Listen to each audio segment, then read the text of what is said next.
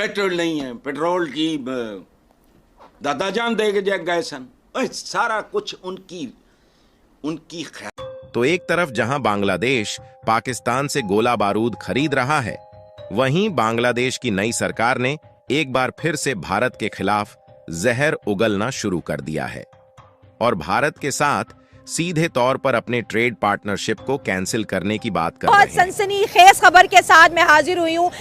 India ने बांग्लादेश पर मुसीबतों का पहाड़ तोड़ दिया। पहले वीजास डिले किए, इनकी मेडिकल ट्रीटमेंट के अंदर बहुत ज्यादा बांग्लादेशियों को मुश्किलात का सामना करना पड़ा और आज जो है इंडिया ने बांग्लादेश की एनर्जी पाइपलाइन काट दी है, बांग्लादेश की पनिशमेंट शुरू कर दी है।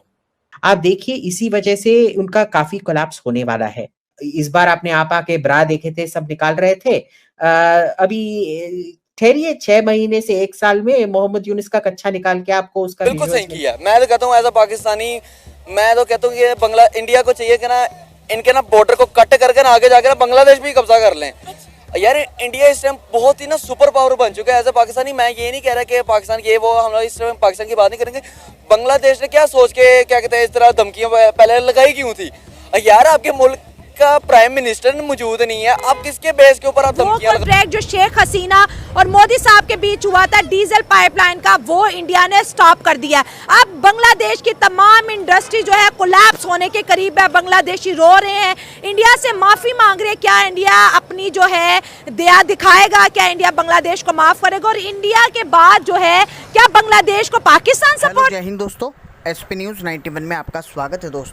दोस्तों मैं आपको बता दूं कि बांग्लादेश ने कहीं ना कहीं अपने पैरों पर कुल्हाड़ी मार ली है और कुल्हाड़ी तो मारी ही है, तो वो मौत के मुंह में भी हाथ डाल रहा है, यानी कि शेर के मुंह में भी हाथ डाल रहा है। वो पाकिस्तान को, ये समझ लीजिए पाकिस्तान को अपना अब्बा मान चुका है, वहाँ से हथियार खरीद रहा है और उसके दम पर कहीं ना कहीं हमें गिदड़ भभकी भी दे रहा है। शेख हसीना के टाइम पे नरेंद्र मोदी जी ने जो बांग्लादेश के लिए पेट्रोल डीजल लाइन बिछाई थी, उस लाइन को पूरे तरीके से काट दिया है। बांग्लादेश की बिजली जो है वो बिजली भी बंद कर दी गई है और अब कहीं ना कहीं जो बांग्लादेश माल जा रहा था वो भी भारत ने वापस मंगवा लिया है।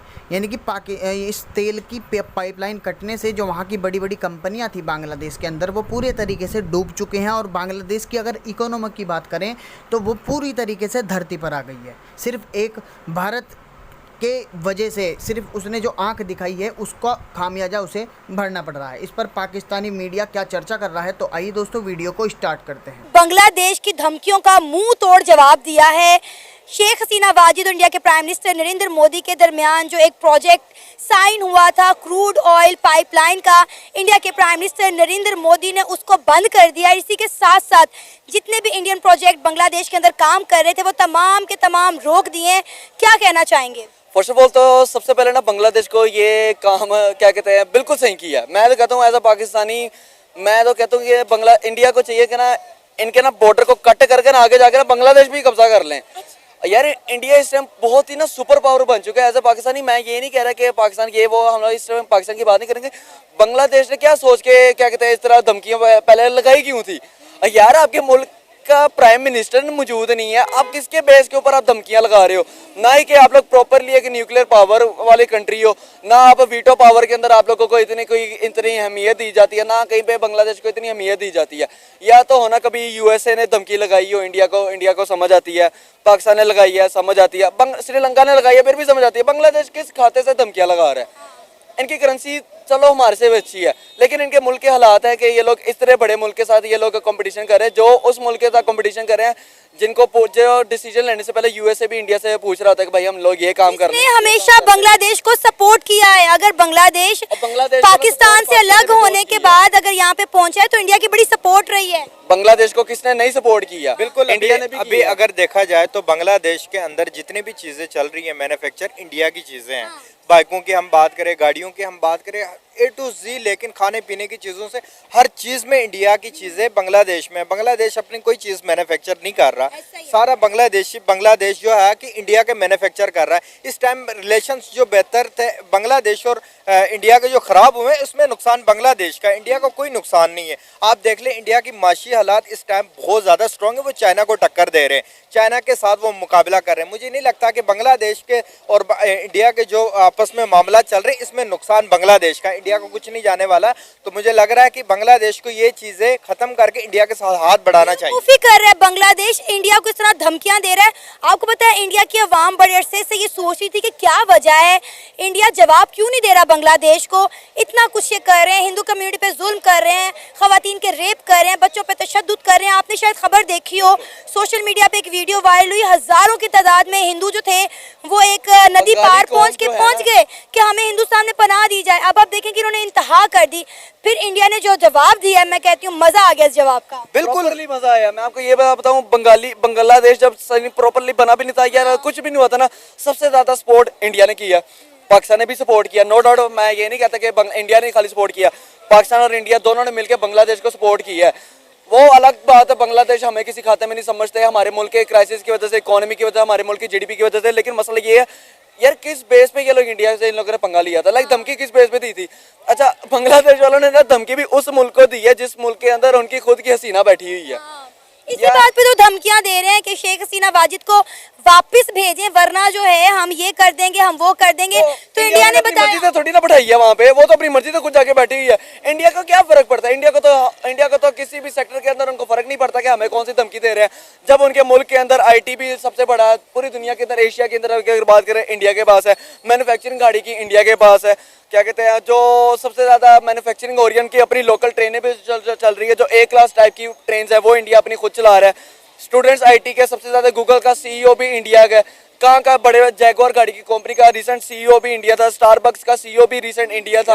अगर देखा जाए तो पूरी दुनिया इंडिया के साथ है इस टाइम। आपने देखा ना, गूगल भी इंडिया के साथ है, यूट्यूब, हर चीज इंडिया के साथ है।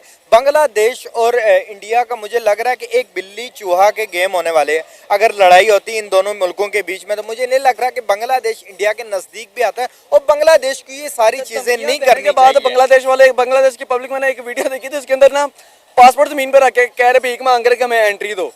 यही आप लोग धमकियां ना देते, प्रॉपर तरीके से रिक्वेस्ट करते, या इंडिया को कहते थे या पाकिस्तान को कहते थे पनाह चाहिए तो ले लेते।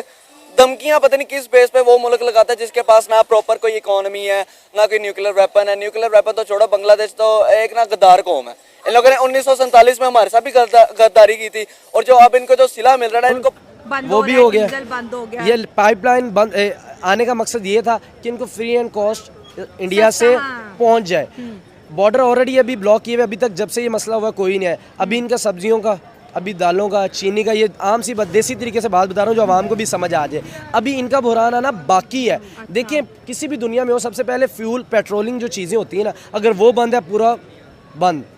बिजली भी गई, डीजल के साथ बिजली बन रही है, कोई कोयले से नहीं बना रहे, ये पानी के साथ भी नहीं बना रही है, डीजल के साथ बना रहे हैं। उन्होंने बिल्कुल टू द पॉइंट जो चीज़ इनके शहरक वाली चीज़ है ना, उनको छेड़ा है। इंडियन बहुत ज़्यादा खुश हैं कि बांग्लादेशियों के साथ ऐसे ही होना चाहिए। देखिए, किसी भी मुल्क को आप छेड़ेंगे और जब उस मुल्क का रिएक्शन आएगा तो उसके शहरी खुशी होंगे।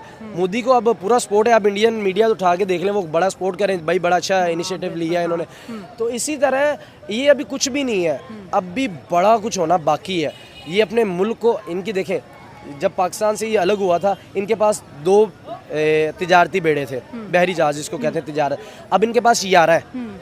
कितना डिफरेंट है 9 का। मुझे ये लग रहा है अब ये बेचना शुरू कर देंगे उनको, क्योंकि तिजारत तब होगी ना जब इंडिया करेगा। तो इंडिया से आपका देखिए बहुत ज़्यादा इम्पोर्टेड है। उसके अलावा तो इनके पास कोई हल नहीं है। या तो इन्होंने बड़े हाई क्लास के, इन्होंने देखिए इनके पास इतना तो है नहीं है कि अमेरिका या कोई 10-8 घंटे के वाली 6 घंटे वाली फ़्लाइट अपने मुल्क से जा सकें। वो ये जाते हैं, ये उन्हीं के मुल्क से जाते हैं ऑलरेडी। तो ये बड़ा मसला ख़राब होगा। ये तो भूख मरने वाली हिसाब हो जाएगा। ये बांग्लादेश ने गलती कर ली है। एक मिसाल है, जैसे कि मतलब के टाइम गधे को भी बाप बनाना पड़ता है। तो ये कैसी मिसाल दी आपने? है? ये ऐसी मिसाल ही है। अच्छा। बांग्लादेश को इंडिया के साथ बनानी चाहिए, अपने मुल्क के लिए काम निकलवाने चाहिए। हाँ। जहाँ तक हो सकता है तरक्की करनी चाहिए। हाँ।